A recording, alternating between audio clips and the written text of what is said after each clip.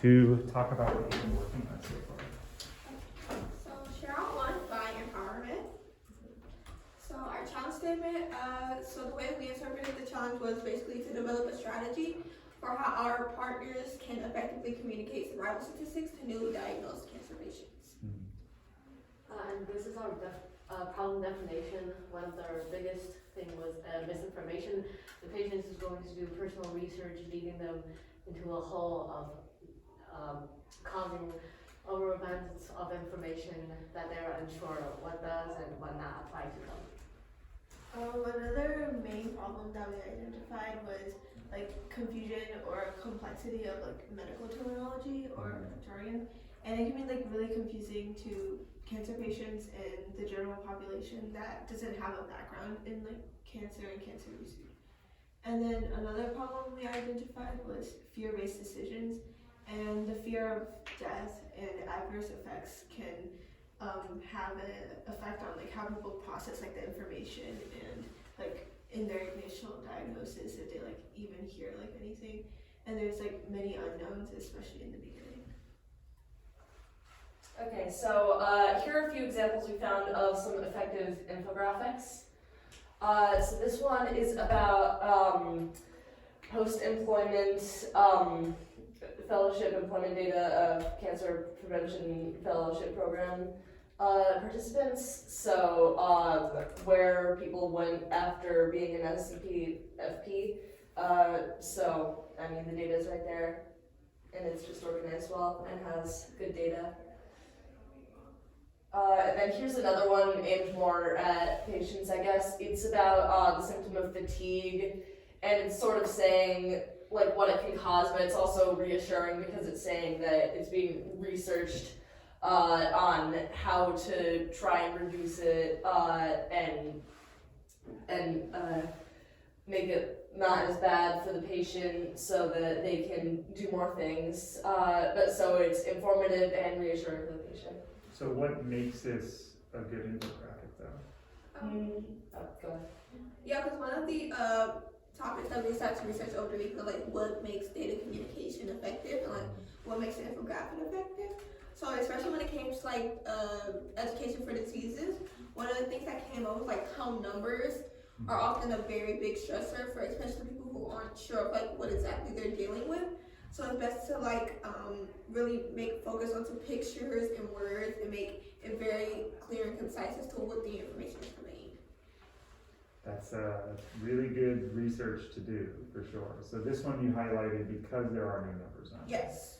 The previous one there are some numbers. What makes, if you go back, what makes the previous one an example of good research or good infographics?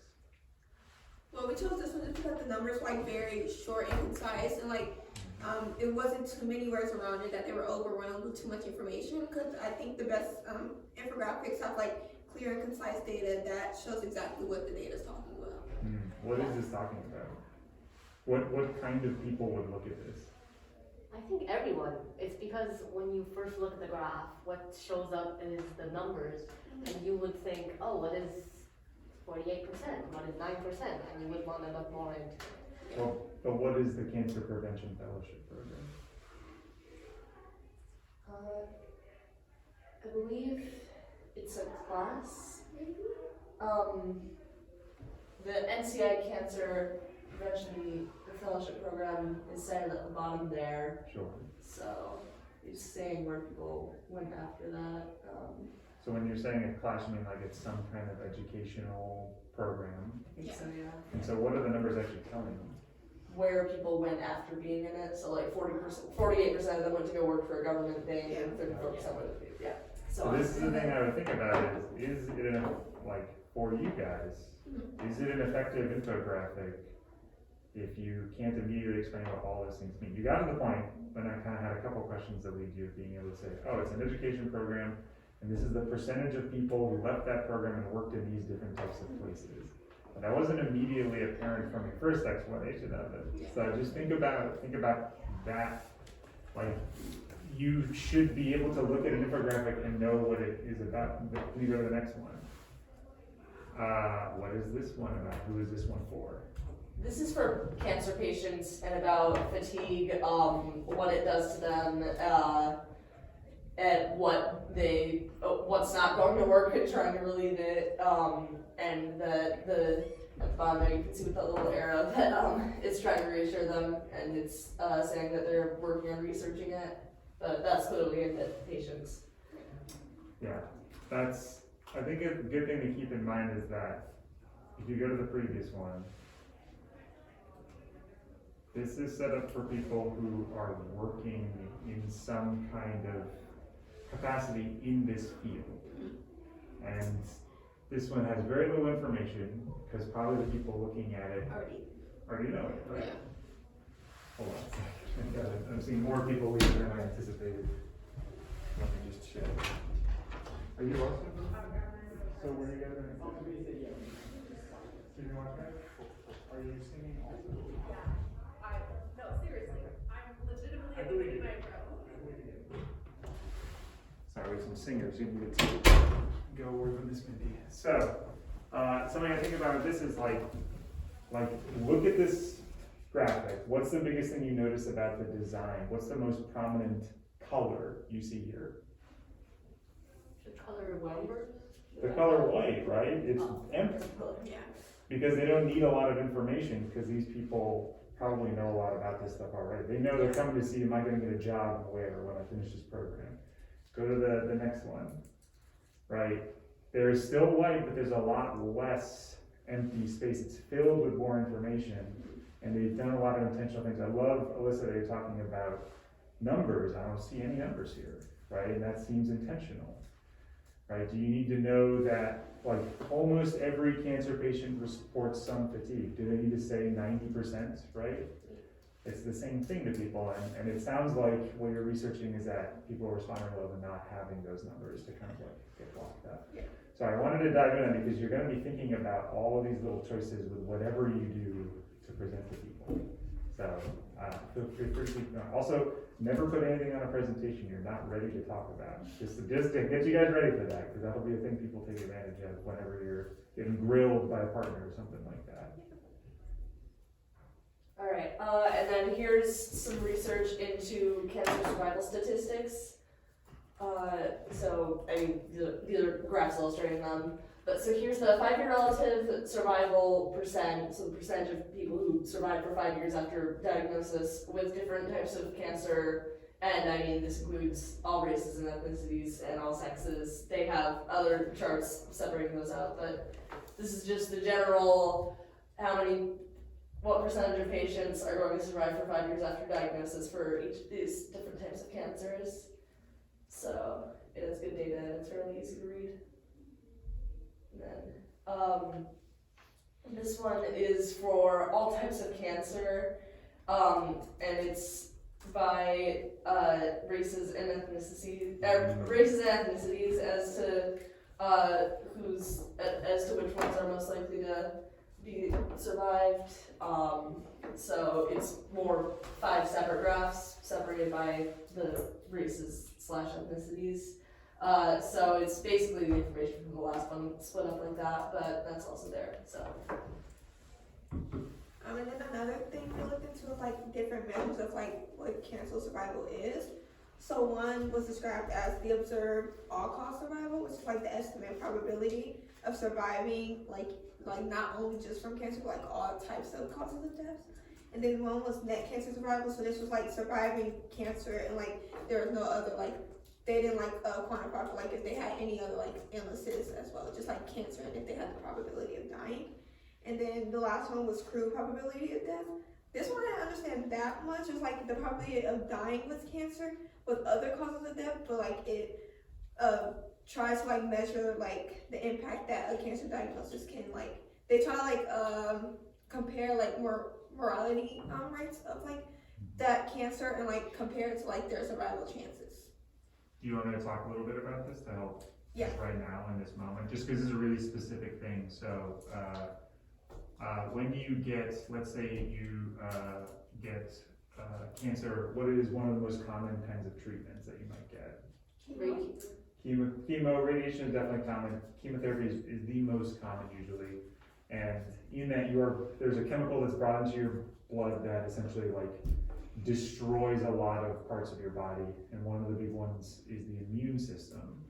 And so when that happens, there's a whole bunch of things that you can die from that aren't just the cancer. You could get an infection. You could develop some kind of autoimmune disorder. It affects like your heart. You can have a high increased risk of heart attack after chemo. So the crude probability of death, it's the probability of dying of cancer in the presence of other causes of death. So this is trying to figure out did you die from cancer because of the chemo you got an infection and died? That's still, we would say, cancer that killed you ultimately, right? Yeah. Net cancer specific survival is taking away all of those external ones and just identifying patients whose listed cause of death was cancer. That was the thing. And I love that you highlight that that's more of a policy thing, to help people understand what cancers are most common and all that kind of stuff. But for the patient, if they're gonna die from an infection because of chemo, if they're gonna have cancer, right, it doesn't matter. It's death, that's what they're worried about. Does that make sense as a way to kind of distinguishing those two? It's good, it's really good research to start already teasing out the differences between all of those. So these are some of the cons that the patients see when they are getting treatment, like the whole process of them knowing that they are diagnosed with cancer, going to treatment and everything. They said they would easily get confused and scared, mainly because they would get conflicted information.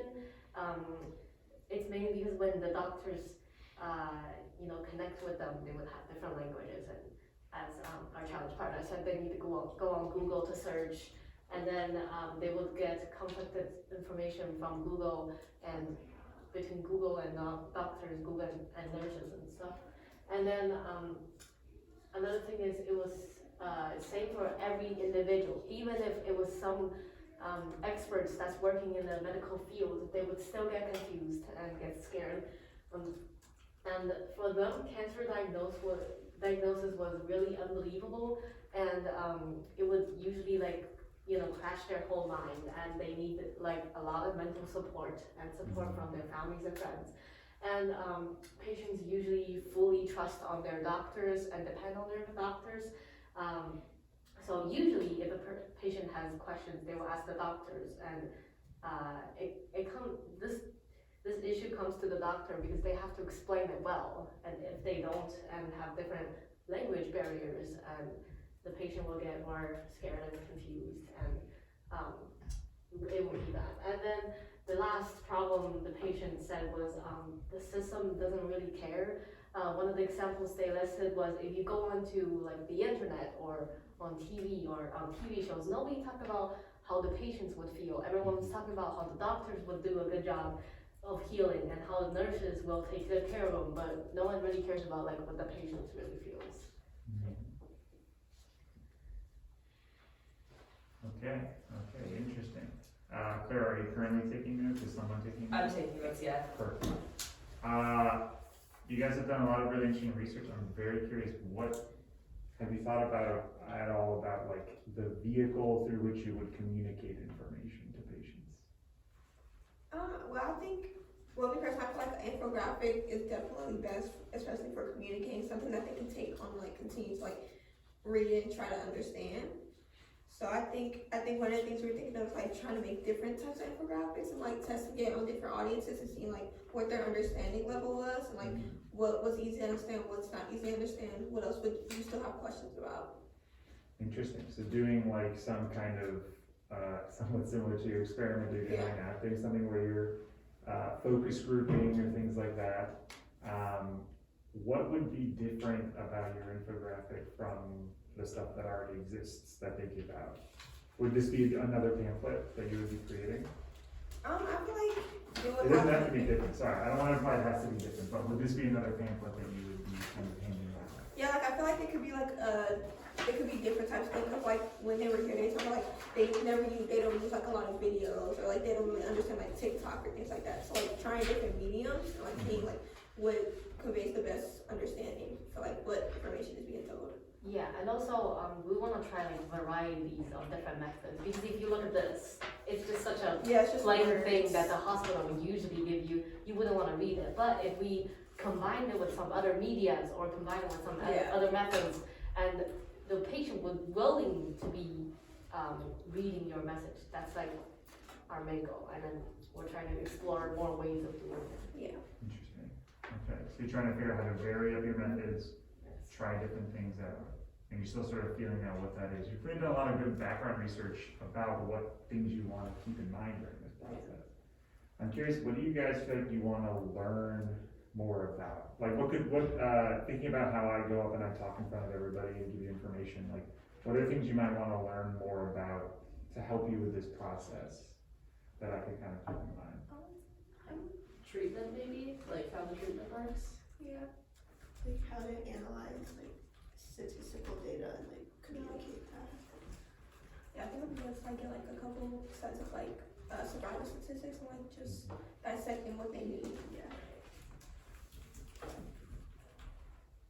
Any other kind of things treatment, survival statistics, all this kind of stuff? Maybe like what information are they often told during like initial diagnosis?